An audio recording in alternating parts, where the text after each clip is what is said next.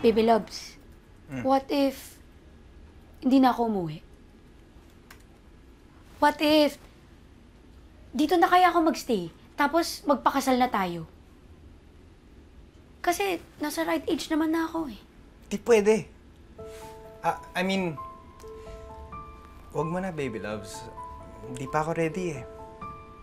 Wow, ikaw pa talaga yung di ready, no? Gusto ko kasi, handa na ang lahat. Kaya sabi nila yung pagpapakasal, parang negosyo lang yun. Dapat pinupuhunan. Speaking of negosyo, may ka-business meeting nga pala ako, baby loves. Yung hiniram kong money, i-ready mo na.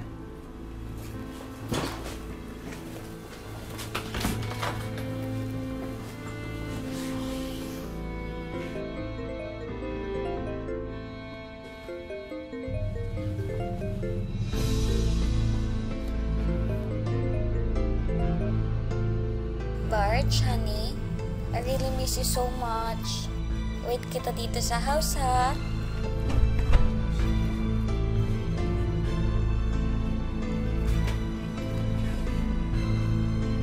Ano ba? Cellphone ko to. Sino yung babae?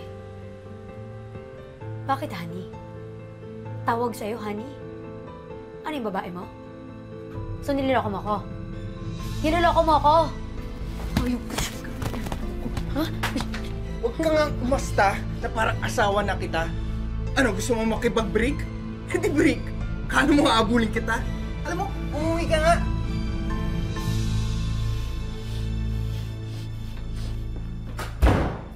As in, manluloko po talaga. Ala! As in, loko-loko talaga. Kasi di ba pag nasa relationship naman kayo, Miss Mel, syempre give and take naman, hindi naman porket boyfriend mo, yun naman yung laging maglalabas. So siguro kung sasabihin mo, pagsusumahin mo, hindi ko alam kung pagpepera ba yun, pero syempre nag-share din naman ako. Kasi gano'n naman pag... May gastos ka rin pala. Opo, in a relationship naman kayo. Oo. Pero pag inisip mo, mali talaga siya. Yun na yung point. Na,